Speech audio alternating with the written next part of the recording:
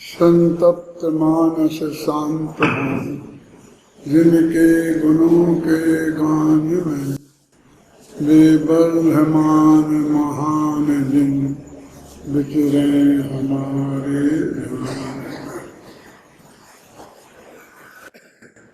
एक प्रवचनसार महाशास्त्र है।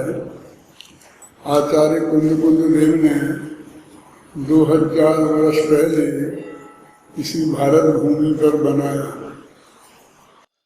आचार्य कुंद देव का समय सार तो बहुत प्रसिद्ध ग्रंथ है ही, लेकिन प्रवचन सार की महिमा भी समय सार से किसी भी कीमत पर कम नहीं है। आप जान के आश्चर्य होगा कि विश्व के 135 विश्वविद्यालयों में प्रवचनसार कोर्स में रखी है, जबकि समय सार को एक भी विश्वविद्यालय में जगह नहीं मिली। दोनों आचार्य कुंद के ग्रंथ,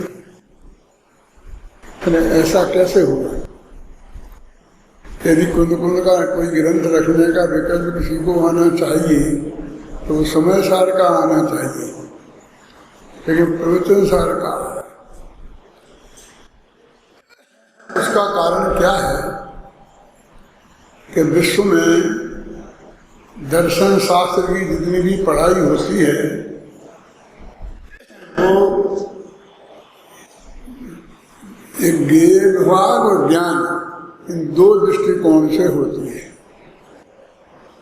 वेस्टर्न फिलॉसफी में भी दर्शन शास्त्र को दो भागों में बांटा जाता है। एक में जानने की जो विधि है उसके बारे में विचार विमर्श होता है, वाद विवाद होता है कि क्या सही होनी चाहिए, और दूसरा उस विधि के द्वारा जो पदार्थ जाना जाता है फिर उसकी चर्चा होती है। आज से 2000 वर्ष पहले जब विश्व में किसी दर्शन का प्रादुर्भाव भी नहीं हुआ था, तब इस प्रवचन सार में उसी विधि से तत्व का प्रतिपादन है। दुनिया को दो भागों में बांटा है, और वे भाग कौन से हैं कि एक जानने वाली और एक जानने में आने वाली। तो सबसे पहले ज्ञान तत्व की मीमांसा होती है।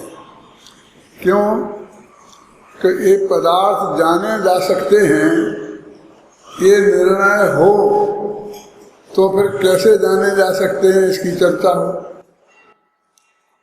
लेकिन जाने ही नहीं जा सकते हैं तो फिर उसकी चर्चा कैसे हो सकती है ना?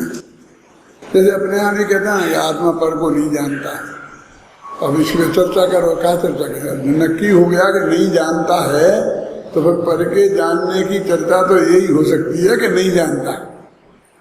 उसमें कोई विकल्प हो ना तो फिर कोई चर्चा हो कि कथनचित जानता है, कथनचित नहीं जानता है, तो कैसे जानता है, क्यों नहीं जानता है, ये सब बात की चर्चा कब हो सकती है? तो सारी दुनिया को दो भागों में बांटा। एक भाग में है ज्ञान तत्व जो अपना भगवान आत्मा है, और दूसरे में है ज्ञेय तत्व जो क्षयी द्रव्य है। विशेषता ये है कि जो अपना आत्मा है वो तो ज्ञान भी है और ज्ञेय भी है, ये दोनों क्वालिटी उसमें है। और सारी दुनिया जो है वो अकेले ज्ञेय में ही आती है। इन दो तत्वों में बांटेंगे तो सारी दुनिया काय में आएगी? ज्ञेय में। उन्हें आत्मा जानेगा। यदि सारी दुनिया किसी के द्वारा जानी नहीं जा सकती है, ये नक्की हो जाए, तो फिर ज्ञेय तत्व प्रज्ञापन अधिकार बनेगा ही नहीं। जो जानी नहीं जा सकती है, जानी नहीं गई, किसी ने भी नहीं जानी, और जो जानी गई तो वो असत्यार्थ है, अभूतार्थ है, झूठ है,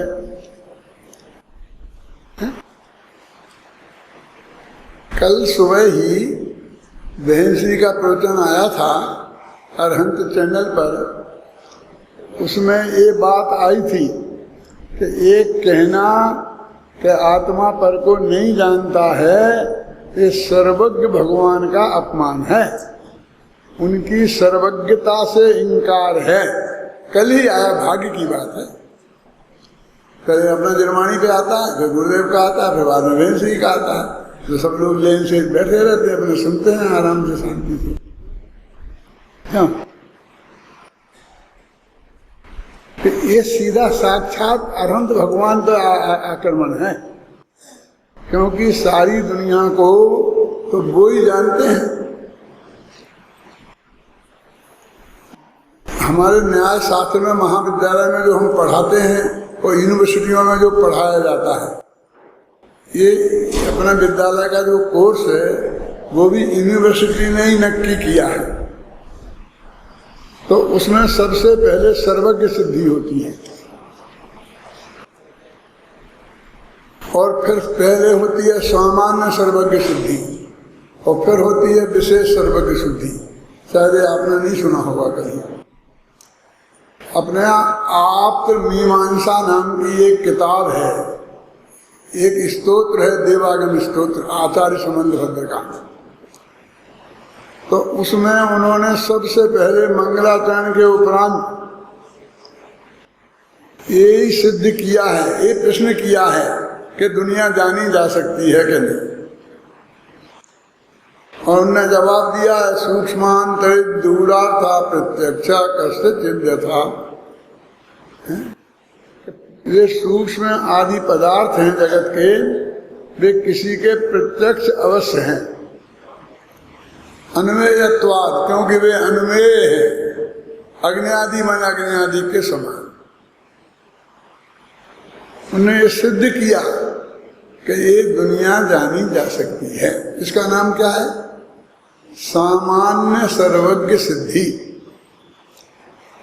कौन जानता है, अभी इसकी बात नहीं करते हैं, लेकिन जानी जा सकती है, इसकी बात, उसका नाम है सामान्य सर्वज्ञ सिद्धि।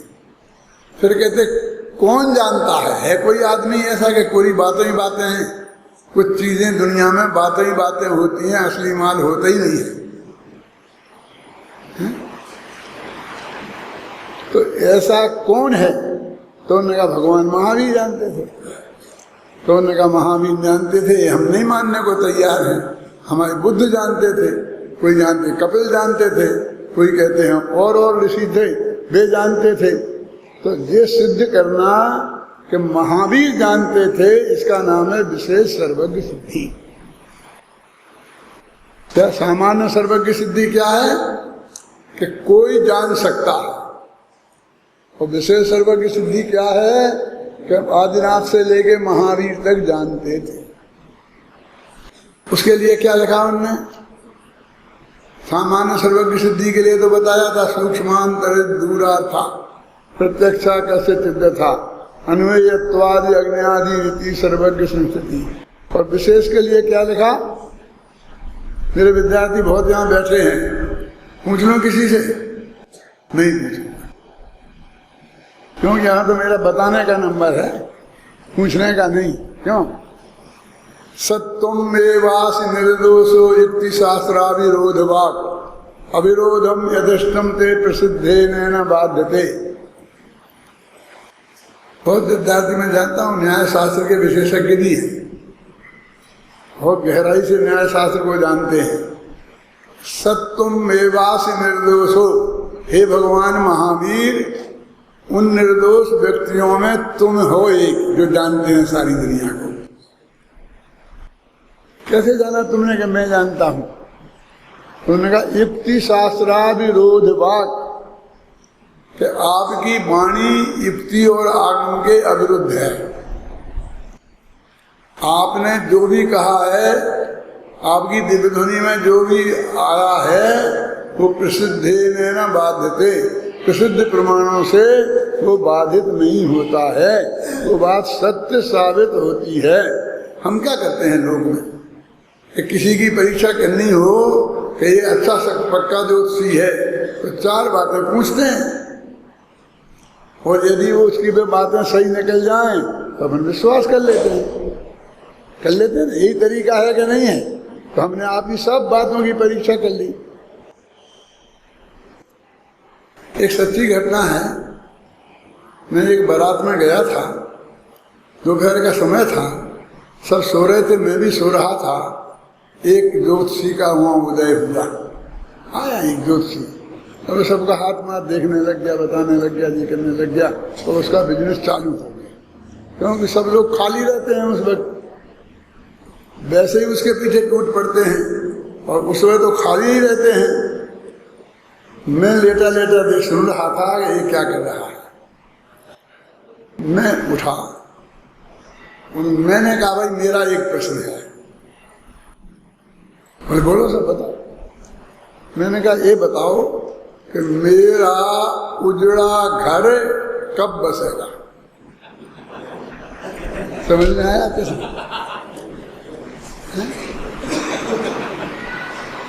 वो जोशी सोचता हुआ कितना मूर्ख है, इसने ही तो सब बता दिया कि मेरा उजड़ा घर, माने इसकी शादी हो गई थी, वे पत्नी मरमरा गई है, कि तलाक हो गया है, माने उजड़ गया है। समझ गए ना? मेरा उजड़ा घर में इतनी बात तो आ गई ना, और अब कब बसेगा ये दूसरी शादी करना चाहेगा।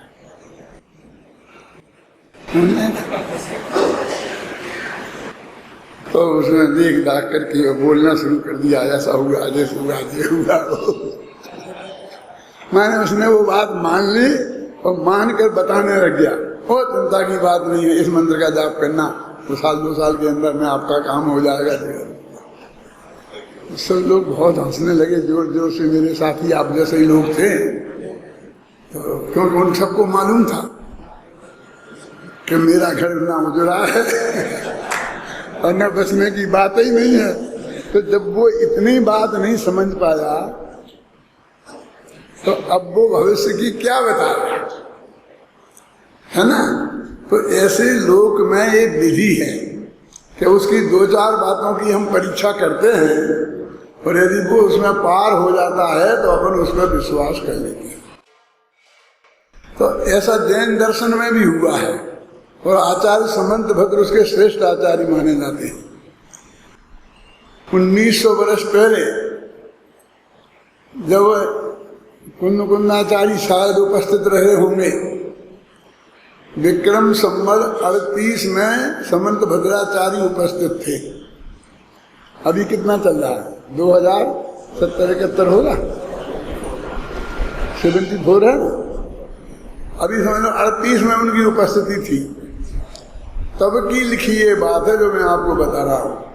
बस कुंद के अत्यंत नजदीक ऐसा माना जाता है, कुंद के शिष्य उमा स्वामी और उमा स्वामी के शिष्य समंतभद्र, क्योंकि उसी के आधार पर उन्होंने सब लिखा है, देवागम स्तोत्र वगैरह भी।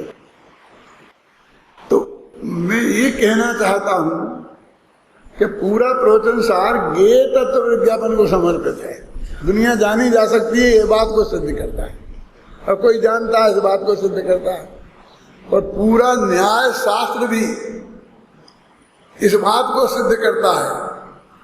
हमने प्रथमा न्याय मध्यमा और न्याय 30 तक पढ़ाई करी, तो हर साल परीक्षा में प्रश्न आता था कि सब सर्वज्ञ की सिद्धि करो, और गुरुजी कहते थे कि ये प्रश्न तो हर साल आएगा, प्रथमा में, मध्यमा में, शास्त्री में, सब में आएगा, आप तो तैयार कर लो, आंख बीच के लिख देना।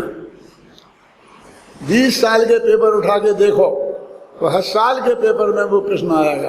कितना महत्वपूर्ण प्रश्न, कितना महत्वपूर्ण चर्चा जो पढ़ाई जाती थी जैन दर्शन के है, अभी भी पढ़ाई जाती है।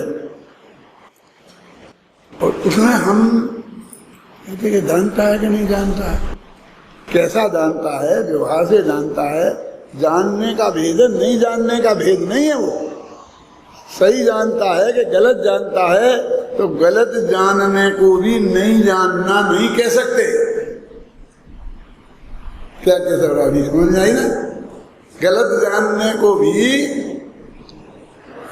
आप मुझे 2 और 2 कितना होते हैं, मैं कहूँ 5, तो आप कह सकते हैं मैं नहीं जानता हूं, आप ये कह सकते हैं कि आप गलत जानते हैं। नहीं जानते नहीं कह सकता हूं, नहीं जानते तो ये रूमाल को कह सकते हैं कि ये नहीं जानता, क्योंकि ये आपको 5 जवाब भी नहीं देगा। सही जवाब तो देगा ही नहीं, गलत भी नहीं देगा। ये गलत जवाब भी नहीं जानने वाला नहीं दे सकता, कोई जानने वाला ही देता है। तो ये प्रवचन सार उस विधि से लिखा गया शास्त्र है। पहला अधिकार है इसका ज्ञान तत्व प्रज्ञापन, और दूसरा अधिकार है ज्ञेय तत्व प्रज्ञापन। अपनी जो ये गाथा है ना 145वीं, जिसे अपन को आरंभ करनी है, ये ज्ञेय तत्व प्रज्ञापन अधिकार की गाथा है। ये वो अधिकार है कि जिस अधिकार में 172वीं गाथा भी है। कि 172वीं गाथा गाथा क्यों बोल रहे आप? कौन सी गाथा 172वीं जानते हैं? अलिंग ग्रहण वाली, ये सब समझते हैं मुमुक्षु लोग, जिसमें अलिंग ग्रहण की चर्चा है। अलिंग ग्रहण के 20 बोल हैं, है ना? हरस्मरूप मगंधम अव्यक्तम चेतना गुणम सद्दम जान अलंग गहनम जीवम मणिलक्ष संस्थानम, जो कुंद कुंद के 5 ग्रंथों में गाथा पाई जाती है। समय सार की 49वीं, नियम सार की 46वीं, प्रवचन सार की 172वीं, समझ रहे ना? ऐसे 5 ग्रंथों में ये गाथा पाई जाती है। इतनी महत्वपूर्ण गाथा है जिसमें ये वो ज्ञेय तत्व प्रज्ञापन अधिकार है कि दुनिया जानी जा सकती है, जानी गई है। तो किसने जानी? प्रवचन सार का स्वाध्याय आप लोगों ने किया होगा। जो पहला ज्ञान तत्व प्रज्ञापन अधिकार है ना, उसमें एक ज्ञानाधिकार नाम से अधिकार है। तुम्हारे चेहरों से मुझे पता लगना चाहिए कि किसी ने थोड़ा बहुत पढ़ा है, नहीं तो फिर मेरे को मजा नहीं आएगा, तो बता नहीं पाऊंगा जो बात मैं आपको गहरी बताना चाहता हूँ। तेरे से तो मालूम पड़ा ना कि आपको ये बात परिचय में है। ज्ञान तत्व प्रज्ञापन अधिकार पहला है और उसमें 4 अधिकार हैं। पहला शुद्धोपयोग, दूसरा ज्ञानाधिकार, तीसरा सुखाधिकार और चौथा सुख परिणामाधिकार। तो जो ज्ञानाधिकार है दूसरा, जो पहला अधिकार है शुद्धोपयोग अधिकार है, जो शुद्धोपयोग का फल जो केवल ज्ञान है, क्षायिक ज्ञान है, उसकी चर्चा है। समय सार में भी ज्ञान की चर्चा है। समय सार में त्रिकाली ध्रुव भगवान आत्मा जो ज्ञान है ना, ज्ञान स्वभाव, उसकी चर्चा है। और प्रवचन सार में ज्ञान स्वभाव की चर्चा नहीं है।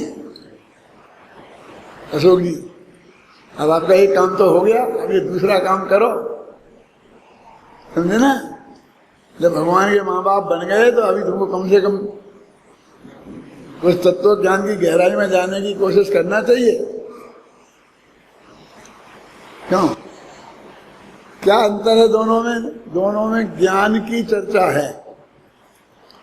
एक में उस ज्ञान स्वभाव की चर्चा है, जिसके जानने का नाम सम्यक ज्ञान है, जिसमें अपनापन स्थापित करने का नाम सम्यक दर्शन है, और जिसका ध्यान करने का नाम सम्यक चारित्र है, जिसे हम पर से और पर्याय से भिन्न कहते हैं।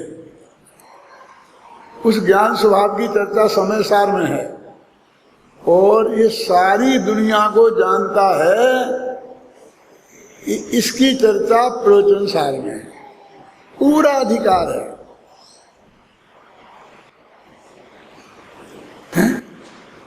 कि आत्मा जानता है। बहुत बहुत महत्वपूर्ण गाथाएं हैं, जिसमें लिखा है कि यदि वो नहीं जाने सबको, तो उसके ज्ञान को दिव्य कौन कहेगा?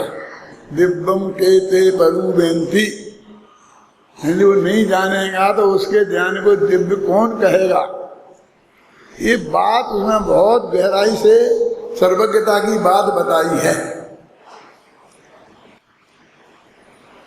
ये सब चर्चा अभी अपना प्रकरण निकल गया है। इस अपना समय सार आ रहा है ना अभी टीवी पे, अभी इसके बाद ये प्रवचन सार आएगा। 144 तक गाथा तक तो आगे बन गया है, इसका कैसेट भी बन गए तैयार, तो वीडियो वीडियो। अब आगे 145 में ये आज हो रहा बन रहा है ना, ये भी आएगा। उसी क्रम में अपन आगे ये बात चल रही है। तो थोड़ी बात मैं वहां तक की आपको बताता हूं कि अपन कहाँ खड़े, अभी अपन कितनी बात करके आए हैं। मेरे लिए तो वो पुरानी है, आप लोगों के लिए तो नई है ना, कि कहाँ से बात शुरू कर रहे हैं। तो फिर ज्ञेय तत्व विज्ञापन में 2 बातें बताई उन्होंने बहुत मुख्य रूप से। 5 मिनट में पहुंच जाऊंगा मैं अपने गाथा पर, लेकिन थोड़ा आइडिया तो लगे कि एक सारी दुनिया को 2 तरह से जाना जाता है। एक को बोलते हैं सामान्य और एक को बोलते हैं विशेष। अपन लोग हैं ना सब यहाँ मुमुक्षु बैठे हैं, अपन में भी 2 बातें हैं। एक ऐसी कॉमन बात है जो हमारे सब में पाई जाती है। हम सभी मनुष्य हैं, हम सभी जैनी हैं, हम सभी मुमुक्ष हैं, मुमुक्षु हैं, समझ गए ना। फिर कहते हैं हम कह सकते हैं हम सभी पुरुष हैं, ये कहते हैं हम सभी महिलाएं हैं, ऐसा है ना कॉमन। कुछ चीजें सब में कॉमन होती हैं, उसको द्रव्य सामान्य अधिकार में ज्ञेय तत्व विज्ञापन में बताई है। कौन कौन? जो कॉमन है, जो सब में पाई जाती है विमल जी, जो किसी में नहीं पाई जाती हो ऐसा है ही नहीं। एक महासत्ता है, इस प्रवचन सार में है वो महासत्ता, ज्ञेय तत्व विज्ञापन में।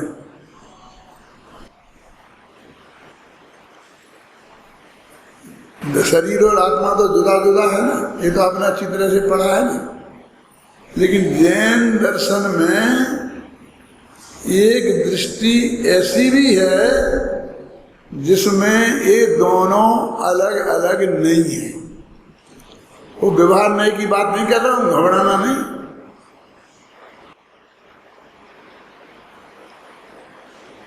कौन सी दृष्टि है? महासत्ता की। हमारा और आपका एक रिश्ता है, तो हम निकालेंगे कहीं से, इसकी बहन उसकी भाई वहां से है, निकलता है, वो ऐसा लगता है, ये ऐसा लगता है, कहीं ना कहीं से रिश्तेदारी निकाल लेते कि नहीं निकाल लेते। वो कहते हैं कि एक रिश्ता है, उसका नाम क्या है नरेश जी? कि तुम भी हो और हम भी हैं, ये है का रिश्ता है। हम इन दोनों की दृष्टि से एक हैं। कौन सी दृष्टि? इसको महासत्ता बोलते हैं। हो ना, तुम भी हो और मैं भी हूं। तुम में भी उत्पाद हो रहा प्रति समय, तुम में भी व्यय हो रहा प्रति समय, और तुम भी द्रव्य हो। मेरे में भी हो रहा निरंतर उत्पाद व्यय और द्रव्य। तो ये दोनों बातें हम दोनों में एक सी हो रही, कोई फर्क नहीं। 1 मिनट का भी, 1 सेकंड में भी कोई किसी में अंतर नहीं आए। अब आप भी खोज सकते हो ऐसी बातें। कौन? कि जो बिल्कुल सब में कॉमन है। कॉमन माने सामान्य है। तो हमारा और आपका एक रिश्ता है। रिश्ता कौन सा है? कि हैं। और दूसरा रिश्ता है कि मैं भी ज्ञानानंद स्वभावी हूं और तुम भी ज्ञानानंद स्वभावी हो। ये 2 रिश्ते पक्के हैं, हैं? इनमें कोई फर्क नहीं है। जो निगोद में सो ही मुझ में, सो ही मोक्ष मझार, अंतर भेद कछु भी नाही, भेद गिने संसार। क्या अर्थ है? जो निगोद में दशा थी वही मेरे में है और मेरी मोक्ष में होगी। क्या बात करते हो? कहाँ निगोद और कहाँ मोक्ष? बहुत फर्क है कि है में कोई फर्क नहीं। निगोद भी था, मोक्ष भी है, मनुष्य पर्याय भी है नाम का रिश्ता सब में एक सा है। और वो भी ज्ञानानंद स्वभावी, निगोद में भी मैं ज्ञानानंद स्वभावी था, इस पर्याय में भी ज्ञानानंद स्वभावी हूँ, और मोक्ष में भी ज्ञानानंद स्वभावी ही रहने वाला हूँ। ये दो बातें पक्की रिश्तेदारी है, इसे कॉमन बात बोलते हैं। ये कहाँ वर्णन है? द्रव्य सामान्य अधिकार, इसमें ये चर्चा हो गई। पहले ज्ञान तत्व प्रज्ञापन की बात बताई थी, अब ज्ञेय तत्व प्रज्ञापन में द्रव्य सामान्य अधिकार, फिर द्रव्य विशेष अधिकार कि तुम जीव, मैं जीव हूँ, तुम ये अजीव है, ये है, इस तरह के अलग अलग भेद है ना। ये आकाश है, ये धर्म द्रव्य है, ये धर्म द्रव्य है, और जीव में भी तुम अलग जीव हो, मैं अलग जीव हूँ। ये जो चर्चा है ये द्रव्य विशेष अधिकार में बताई। अब हम हैं तो कॉमन, तो हम अलग अलग भी हैं। जीव और पुद्गल दोनों हैं। ये रूमाल भी है और मैं भी हूं। एक रिश्ता तो मेरा रूमाल से ही हो गया, और दूसरा कि ये अजीब है और मैं जीव हूं, ये मूर्तिक है और मैं अमूर्तिक हूं। एक अंतर हो गया विशेष। तो ये विशेष अधिकार में जो अंतर है वो विशेष अधिकार में बताया जाएगा। जो कॉमन है वो सामान्य अधिकार में बताया जाएगा। यूनिवर्सिटी में कोई भी सब्जेक्ट हो, उसमें सबसे पहले क्या पढ़ाया जाता है, क्या पढ़ाया जाएगा? वो कहें जैन दर्शन और बौद्ध दर्शन, कि जैन दर्शन और बौद्ध दर्शन में कौन सी बातें समान हैं ये बताइए। पूरा लेख आपको लिखना है कि वो भी क्षणिकवाद मानते हैं, हम भी क्षणिकवाद मानते हैं, वो भी अहिंसावादी, हम भी अहिंसावादी हैं, वो भी महावीर और बुद्ध एक ही जमाने में हुए हैं। हम बहुत कॉमन बातें, उन्हें भी श्रवण कहते हैं, हम भी श्रवण संस्कृति वाले हैं। ये कॉमन बातें हैं। और एक प्रश्न आएगा, इन दोनों में क्या अंतर है ये बताइए। जाके यूनिवर्सिटी में पूछ लेना, देख लेना, प्रश्न उठा लेना, दोनों में अंतर क्या है और एक क्या है। क्यों? अपन जो है ना, अपना मोक्ष समाज है और सारा दिगंबर जैन समाज है, तो इन दोनों में क्या फर्क है? आप भी इसके विशेषज्ञ हो, कोई किताब पढ़ने की जरूरत नहीं है। अभी हाल आप गिना दोगे कि वे भी दिगंबर हैं, हम भी दिगंबर हैं, वे भी व्यापारी हैं, हम भी व्यापारी हैं, वे भी कपड़े के व्यापारी हैं, हम भी कपड़े के व्यापारी हैं, हम भी सैनी पंचेंद्रिय हैं, वे भी सैनी पंचेंद्रिय हैं। क्यों? ये सब बातें पक्की हैं कि नहीं? ये समानताएं हैं। और अंतर क्या है? कैसा वे पुण्य से धर्म मानते हैं, पुण्य से मोक्ष मानते हैं, हम नहीं मानते हैं। कि पुण्य नहीं मानते तो पुण्य तो मानते हैं, इसमें तो कॉमन है। यानी हर कोई चीज जाननी है विमल जी, तो दोनों में समानताएं क्या है ये जाननी पड़ेगी, और दोनों में डिफरेंस क्या है ये जानना पड़ेगा। एक खास यूनिवर्सिटी की स्टाइल है, चले जाना किसी भी डिपार्टमेंट में, आंख नीच के मैं आपको बता रहा हूं।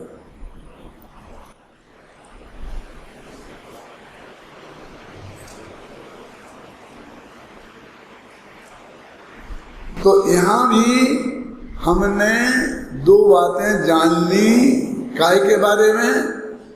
सारी दुनिया के बारे में। ये सारी दुनिया है।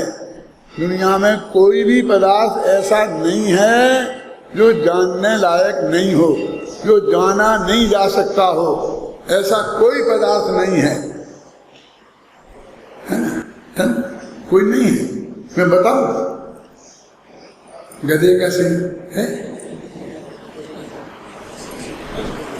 क्यों है? कहीं कि नहीं है, तो वो पदार्थ नहीं है ना। गधा भी है और सींग भी है, भले ही वो गाय के सिर पर हो।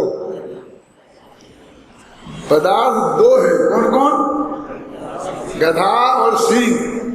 अब तुम गधा और सींग दोनों को मिलाओगे तो वो नहीं है, निकलेगा उसमें से। लेकिन गधा भी है और सींग भी है। क्यों? इसलिए कोई भी ऐसी चीज नहीं है कि जो जगत में नहीं हो। नहीं हो तो होगी ही नहीं ना। तो वो सामान्य की जानकारी हमने ले ली और उसकी विशेष जानकारी भी हमने ले ली।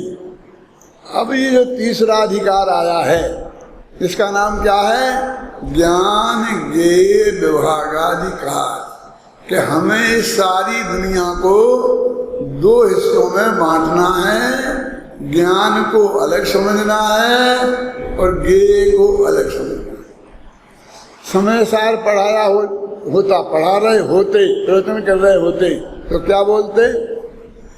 देह जुदा आत्म जुदा, यही तत्व को सार।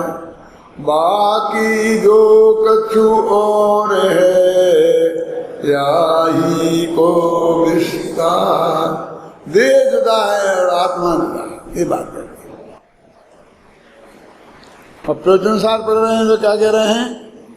ज्ञेय जुदा ज्ञाय के जुदा, यही तत्व को सार। बाकी जो कछु और है, यही को विस्तार। आगे सुनिए, उसको देह और आत्मा में बांटा है। 27वें गाथा में लिखा है समय सारकी में, व्यवहार नयो भासनी, जी हो देहो हवधि कलू एक को, नरु निश्चय न जीवो, देहो भी कदापि एकट्ठो।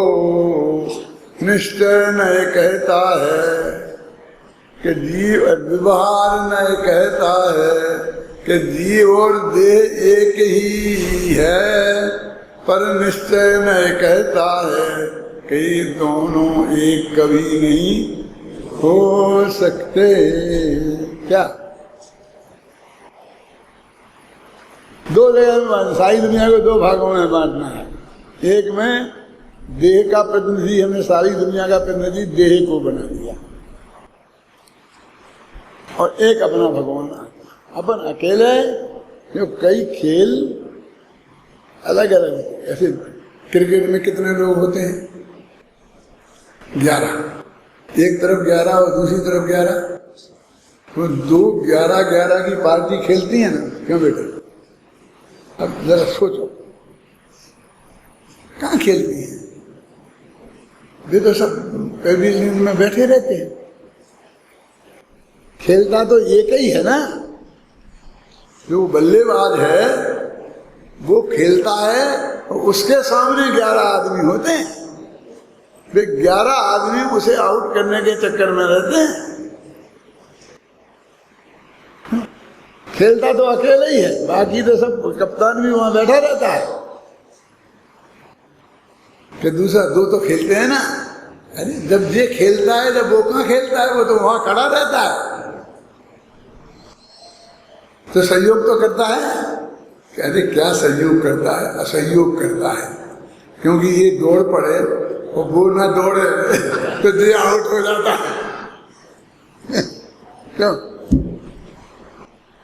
यानी है एक तरफ एक और एक तरफ 11 और 14 जाते हैं यहाँ से, तो 3 पवेलियन में बैठे रहते हैं।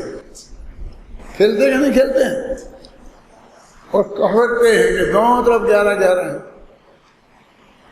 ऐसे ही यहाँ एक तरफ है आत्मा और एक तरफ है देह। देह माने सारी दुनिया, जीव पुद्गल धर्म अधर्म आकाश काल सब, अन्य जीव भी, ये सब अलग है।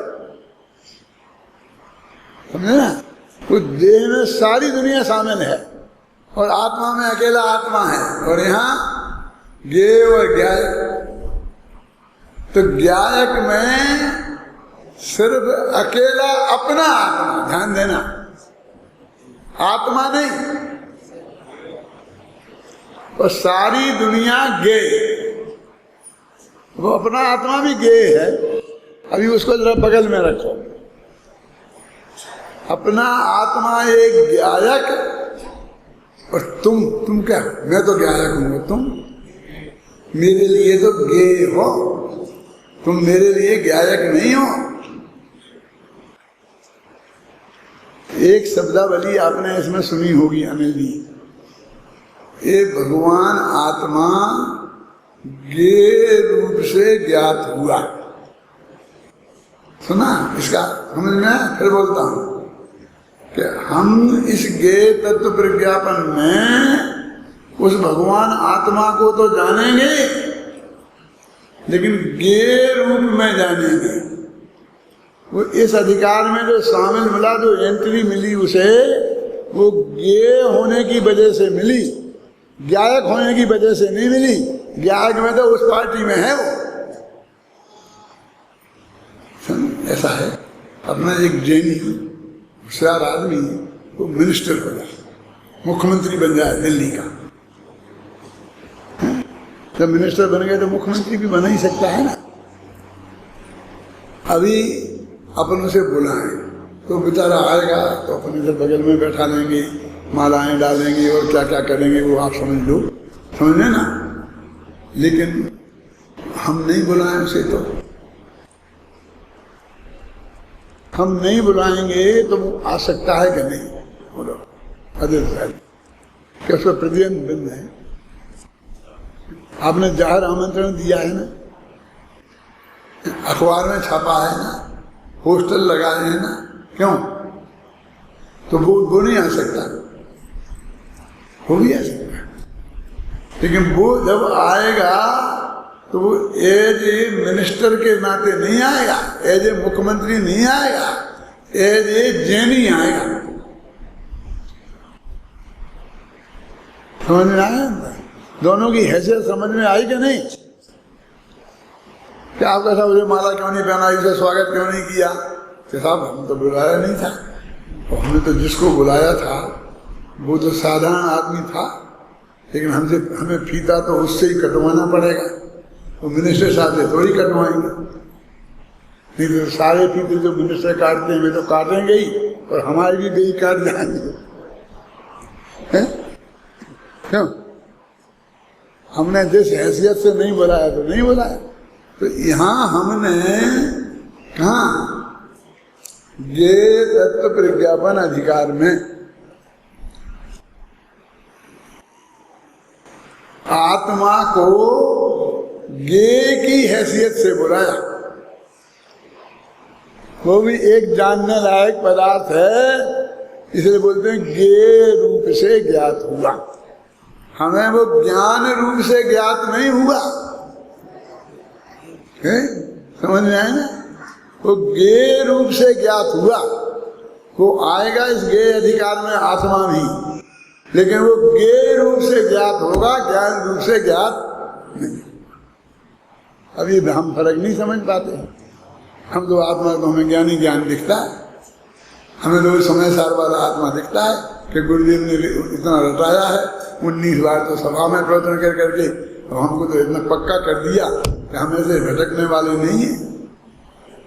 अब हमको ये बदले समझाना मुश्किल पड़ता है कि तुम्हारा आत्मा यहाँ पर उस हैसियत से नहीं आया है, यहाँ तो गेय की हैसियत से आया है। एक डॉक्टर का ऑपरेशन होना है तो वो अस्पताल में जाएगा, ऑपरेशन थिएटर में जाएगा तो मरीज की हैसियत से जाएगा कि डॉक्टर की हैसियत से? क्यों? उसे तो बेटा वहां बेहोश होना पड़ेगा,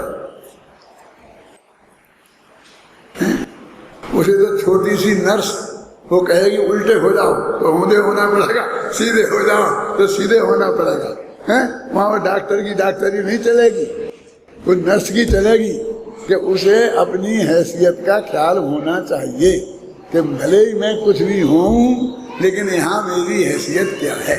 तो गेय तत्व प्रज्ञापन अधिकार में भगवान आत्मा की हैसियत काय की है, इसे बोले ज्ञेय रूप से ज्ञात हुआ, माने ज्ञायक रूप से ज्ञात नहीं हुआ, वो जानने वाले की हैसियत से ज्ञात नहीं हुआ, वो ज्ञेय रूप से ज्ञात हुआ। नहीं ना, समय साथ में छठवीं गाथा में एक प्रश्न किया किसी ने कि तुम बहुत अपने तुम्हारे आत्मा आत्मा के गीत गाते हो, तो उसका नाम ज्ञायक रखा ना, ज्ञायक रखा, तो उसका नाम ज्ञायक क्यों रखा? तो वो कहते ज्ञेयों को जानता है इसलिए उसका नाम ज्ञायक रखा। तो कहते अंत में आकर आई तो वही ना, ज्ञेय के बिना तो उसका काम नहीं चला, उसका ज्ञायक नाम तो ज्ञेयों को जानने के कारण ही रखा। दो विद्वान थे, एक का नाम था बनारसी दास, ये अपने बनारसी दास नहीं है, अजनों में एक बनारसी दास नाम के विद्वान हुए हैं, सच्ची घटना है। उनका नाम था बनारसी दास, वे इलाहाबाद में पैदा हुए थे। और एक विद्वान और थे जो इलाहाबाद में रहते थे, एक बनारस में रहते थे दूसरे। तो उनमें विवाद हुआ कि इलाहाबाद अच्छी जगह है कि बनारस। तो वो बनारस में जो पैदा हुआ था वो कहेंगे नहीं बनारस अच्छी जगह है। क्यों? सुबह से गंगा जी में नहाने के लिए लोग निकलते हैं, जय जय जय जय बोलते जाते हैं, सुबह से भक्ति का वातावरण, ज्ञान का वातावरण हो जाता है।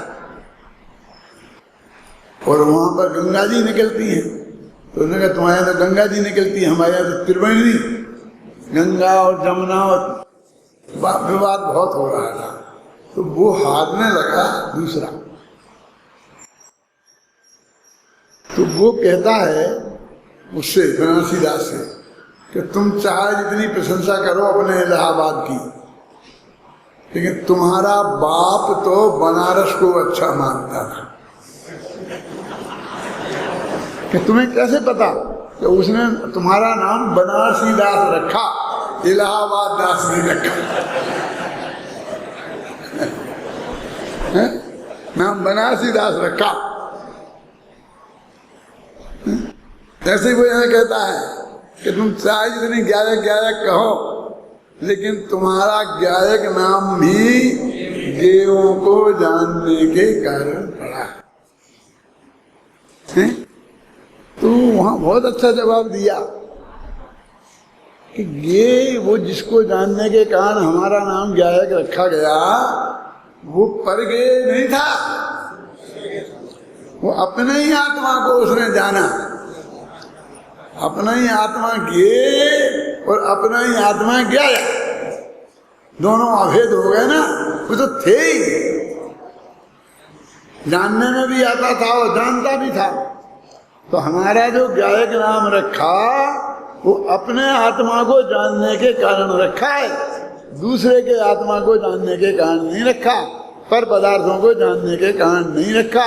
ऐसा निषेध करना हो तो करो पर के जानने का, लेकिन जानता ही नहीं है कि अच्छा तो ठीक है, तुम पर को नहीं जानते हो ना, क्यों क्या बात करते हो, हम सर्वज्ञ। अनंत भगवान से पूछे समोषण में जाके कोई प्रश्न करेगा कि भगवान एक बात बता दीजिए कि आप सबको जानते हैं कि नहीं? हम तुझे पूछते हैं कि हमारे भव बता दो। तो मैंने प्रथमान योग पढ़ा, अभी तो उसमें लिखा कि उनने नेमिनाथ के समोषण में श्री कृष्ण पहुंच गए तो उन्होंने सबके पूरा भव पर भव पूछ डाले, और सत्यभामा की कहानी और रुक्मणी की कहानी और फलाने की कहानी, सबके पूरा भव पर भव, क्योंकि एक ही धंधा था इन्हें। भगवान के समोषण में जाके कहानी किससे करते थे? मैं लिख रहा था ना वैराग्य महाकाव्य, तो मैंने कहा कि देखें तो क्या क्या हुआ, तो उसमें तो ये सब लिखा था। अब मैंने कहा मैं सबकी कहानियां लिखूं, तो एक की नहीं लिखी। मुझे तो भगवान नेमिनाथ वो दिखाई दिए जो 7 तत्व बता रहे थे, भगवान आत्मा का स्वरूप बता रहे थे, ज्ञायक भाव बता रहे थे, कर्मवद पर्याय बता रहे थे, मैं तो वो बातें लिखी कि उनकी दिव्य ध्वनि में ये आई। क्यों? मुझे ऐसा श्रोता नहीं चाहिए जो भगवान से भी जाए कितने महापुरुष है ना, कि साहब हमारी दोस्ती हो गई बहुत करोड़पति अरबपति आदि, समझो हमारी अंबानी से दोस्ती हो गई और अंबानी खुश हो गया और उसने कहा आपको जो मांगना हो मांग लो। तो मैंने कहा अच्छा एक अच्छा सा पेन दे दो, मेरे पास पेन नहीं है। क्या अरे पंडित तुझे मांगना भी नहीं आता? अरे मांगना तो सीख ले कम से कम बड़े आदमी। इतने बड़े आदमी से दोस्ती हुई और वो कहता तेरे को जो मांगना हो वो मांग ले, और तूने ये पेन मांगा? क्यों? क्या मांगना था? पूरी कंपनी की कंपनी मांग लेता है?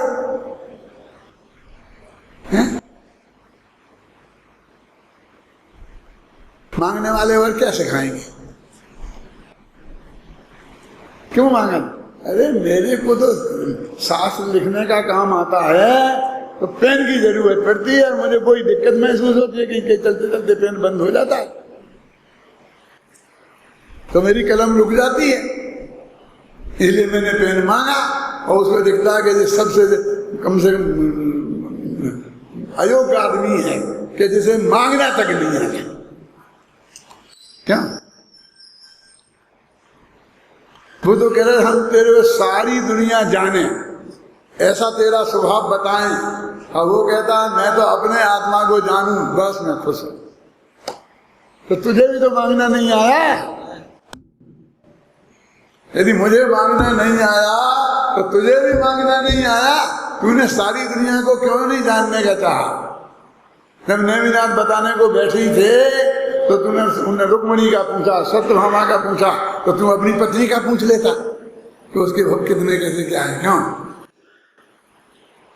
क्या कर मेरे को नहीं आया भाव तो बिल्कुल मेरे हाथ में था। क्या अनुभव?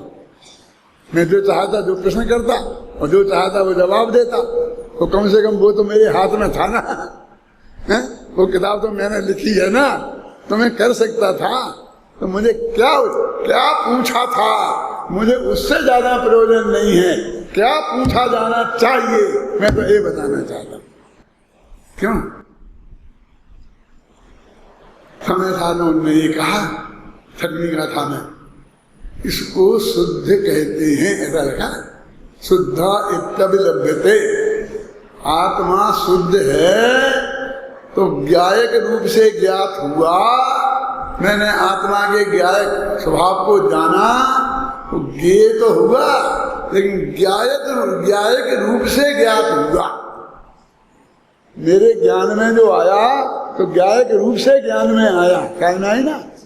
तो ये कहते हैं कि पर पदार्थ ज्ञेय रूप से ज्ञात हुए, और भगवान आत्मा ज्ञेय भी है लेकिन वो ज्ञायक रूप से ज्ञात हुआ, क्योंकि उसका लक्षण ज्ञेयत्व तो नहीं है, ज्ञान है। आत्मा का लक्षण क्या है? ज्ञेय माने तो वो भी तो गुण है ना आत्मा में, प्रमेयत्व नाम का।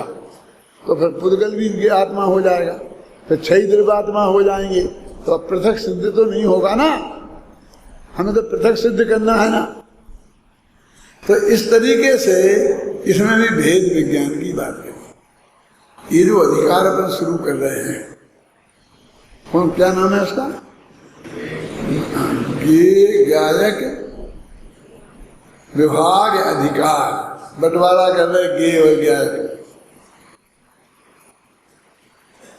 ज्ञेय जुदा है और ज्ञायक जुदा है, ये बात हम बताएंगे। ये बताओगे तो सारी दुनिया ज्ञेय और आत्मा ज्ञायक। कहते नहीं नहीं, मैं ज्ञेय और मैं ज्ञायक, ठीक है। और उसमें मैं ज्ञेयत्व से नहीं जाना जाऊंगा, मतलब मेरा लक्षण परिभाषा ज्ञेयत्व नहीं बनेगी, ज्ञान बनेगा। ख्याल में आई ना? चेतना लक्षणों जीवा, उपयोगो लक्षणम जीवा, ये बनेगा। ज्ञेयत्व लक्षण जीवा नहीं बनेगा। नहीं, ये मेरी परिभाषा तो जानने का उपाय है वो क्या बनेगा?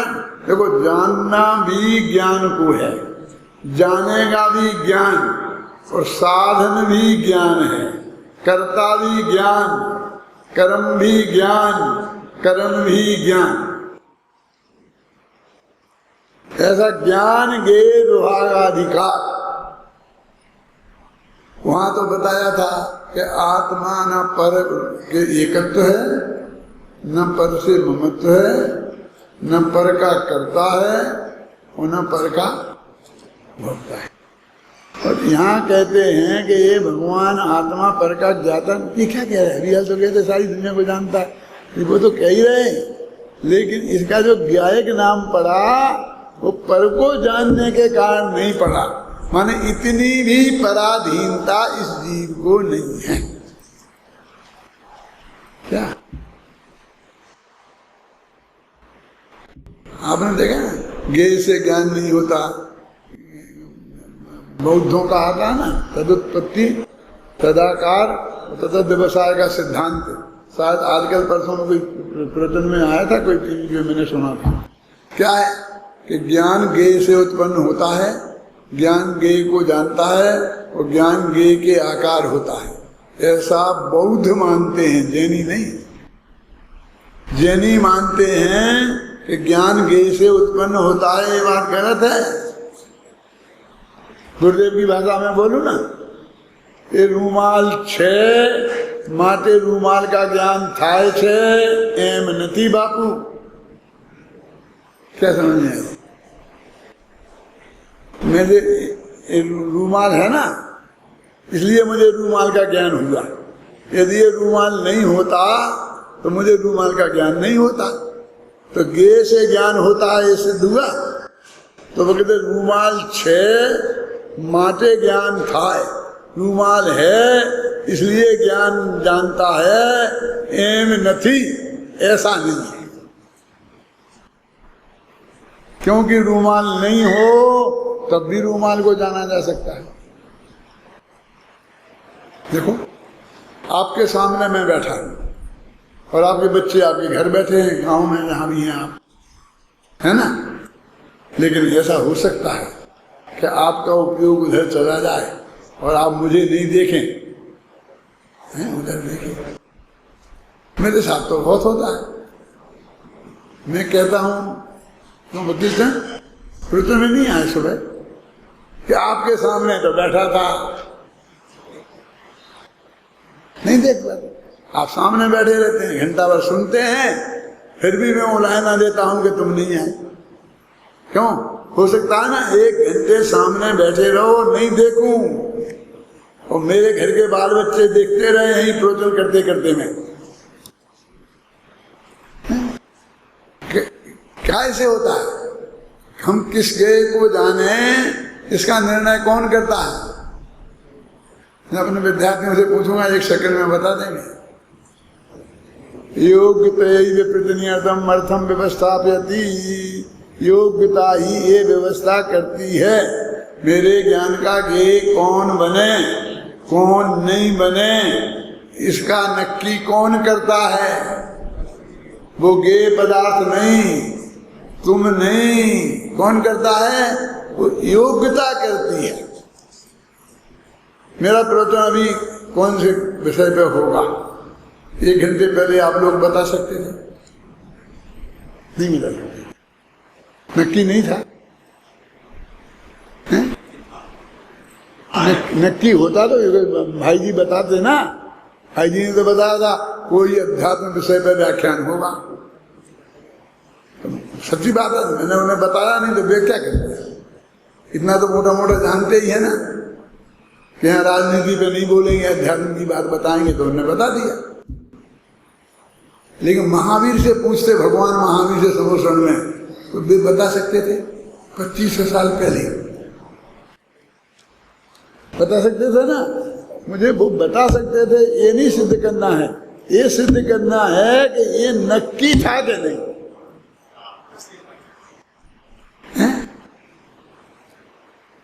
आप तो नहीं बदल सकते थे। हम तुम कितने अकड़ू हो हम जानते हैं। तुम किसी की नहीं सुनते हो। हम कहते तो भी तुम नहीं बदलते, हम जानते हैं। क्यों? अरे तुम नहीं बदला सकते थे, ये तो बात पक्की है ही, लेकिन हम भी नहीं बदला सकते थे। जो वो नक्की था हमें भी वही बोलना है, हम भी नहीं बदल सकते थे। क्या नरेंद्र समझ में आई बात क्या नहीं आई? ये तो जैन धर्म की एक अद्भुत बात है जो पूज्य गुरुदेव श्री ने अपन को बताई। सचमुच यदि पूज्य गुरुदेव श्री अपन को ये बात नहीं बताते तो कोई छाती माई का लाल छाती पे हाथ रख के बोले कि मैं समझ लेता, मुझे तो नहीं है। अपन भी आत्मा है, अपन आखिर अपन ने समझी है ना। क्या फर्क पड़ता है किसी के बताने से समझी कि अपने आप समझी? वो समझने के बाद का लाभ तो हर एक को मिलेगा ही ना। ऐसा फर्क नहीं पड़ेगा कि मैंने तो गुरुदेव ने बताई थी इसलिए समझी थी तो थोड़ा 2 नंबर कम लो, इनने अपने आप समझ ली थी तो 2 नंबर ज्यादा लो। ये ऐसी बताने की जरूरत नहीं है कि मैंने अपने आप समझी, मैं बहुत बड़ा विद्वान हूँ। विद्वत्ता इससे नहीं है, तुम समझते हो इतना ही पर्याप्त है विद्वत्ता के लिए। तुमने किसी के बताने से समझी है कि स्वयं समझी है, इससे कोई फर्क नहीं पड़ेगा। क्या समझ ली ना? ये भी कम भाग्य नहीं है कि हमें किसी ने समझाई और हमारी समझ में आ गई। ऐसे भी अभागे बहुत हैं इस जगत में आज भी कि पूज्य गुरुदेव श्री जैसे समझाने वाले 19 बार और उसी काठियावाड़ में रहने वाले, अगल बगल में ही रहने वाले, उनकी समझ में नहीं आई। प्रेमपद पर्याय के बारे में कहा जाता है एक बहुत बड़े विद्वान थे, गुरुदेव के पास आसपास रहते थे और उन्हें स्वीकार नहीं थी। बोलो क्या करें, 24 घंटा रोज ही ना बात सुनते थे। हम तो बहुत कम कभी कभी सुने, हमारी समझ में आए। क्यों? बोले सोचो आप, तो कौन है इसका निर्णायक? योग्यता ही निर्णायक है। अपन व्यर्थ के विकल्प करते हैं, क्या होगा क्या होगा क्या होगा, कैसा कुछ नक्की नहीं है, क्या पता भगवान जाने क्या होता है। इतना तो मानो कि भगवान जाने क्या होता है, तो नक्की नहीं होना कैसे बोलते? जब भगवान जाने तो इसका नक्की होगा, तभी तो भगवान जानेंगे। बोलो अब बताओ, हम 2 बातें एक साथ कहते हैं कि भगवान जाने क्या होगा, पक्का नक्की नहीं है। अरे नक्की है तब तो भगवान जानेंगे, पक्का भरोसा तो कर। नहीं साहब अच्छा ही होगा, अच्छा ही होगा, ये तो मन के लड्डू खाना है। इनके यहाँ आता है भगवान करता है, वो सबका अच्छा ही करता है, ऐसा बोलते कि नहीं बोलते? भगवान किसी का बुरा थोड़ी करता है, न चाहता है। फिर इतने जीव दुखी क्यों है? इतने लोगों का इतना बुरा क्यों हो रहा है? इतने बांध क्यों आ रहे, नदियां में बाढ़ क्यों आ रही, इतना सब हत्याएं क्यों हो रही? भगवान अच्छी इच्छा करते हैं? नहीं, ऐसा कुछ नहीं है। और जो होगा अच्छा ही होगा, एक अच्छा होगा, ये गारंटी। ये सही ज्ञान नहीं है। बोलो कल्याण जी क्या ज्ञान है? सही ये है कि जैसा होना है, जो होना है वो होगा। अच्छा होना है तो अच्छा होगा, और बुरा होना है तो बुरा होगा। तेरे किए कुछ नहीं होने वाला, तू तो अकेले विकल्प का करता है। क्लियर लिखा है आचार्य ने, विकल्प कहा परम करता विकल्प कर्म केवलम। विकल्प का करता विकल्प का आत्मा है और विकल्प ही उसका कर्म है। हमारी सीमा सिर्फ विकल्प तक है कि हम विकल्प कर लें, उससे आगे हमारी सीमा नहीं है। वस्तु के होने में नियामक कौन है? योग्यता। क्लियर लिखा है आचार्य ने, माणिक नंदी आचार्य ने, योग्यतैर्हि प्रतिनियतमर्थम व्यवस्थापयति। योग्यता ही ये नक्की करती है कि जो कहाँ होना है वो सब नक्की। तो गे क्या क्या भगवान आत्मा के जानने में आएंगे, आते हैं, उसका स्वरूप क्या है? उसका स्वरूप एक गे अधिकार में बताएगा। अब गे अधिकार के अंतर्गत अधिकार, बड़े अधिकार का क्या नाम है? गे तत्व प्रज्ञापन अधिकार। तो उसके 3 भेद, सामान्य द्रव्य अधिकार और एक विशेष द्रव्य अधिकार और गे ज्ञान विभागाधिकार। तो ये तीसरा अधिकार जो अपन पढ़ रहे 145वीं गाथा से, वो ज्ञान गे विभागाधिकार है। हम ज्ञान और ज्ञेय में अंतर जानेंगे, वो भी जानेंगे, पर से भी जानेंगे। तो मुख्य रूप से अपने भगवान आत्मा को ज्ञेय की हैसियत से मुख्य रूप से जानेंगे। तो ज्ञान की हैसियत से नहीं जानोगे, ज्ञाता रूप से तो ज्ञात हो गई ना वो, और जान लिया ना ज्ञानाधिकार में, इतना इतना तो जान लिया, और बीच में जरूरत पड़ेगी तो हम उसको भी बात करेंगे, लेकिन मुख्यतः ये उसके ज्ञेयत्व की दृष्टि से बात करेंगे कि भगवान आत्मा कैसा है, ये बात यहाँ विशेष रूप से बताई जाए।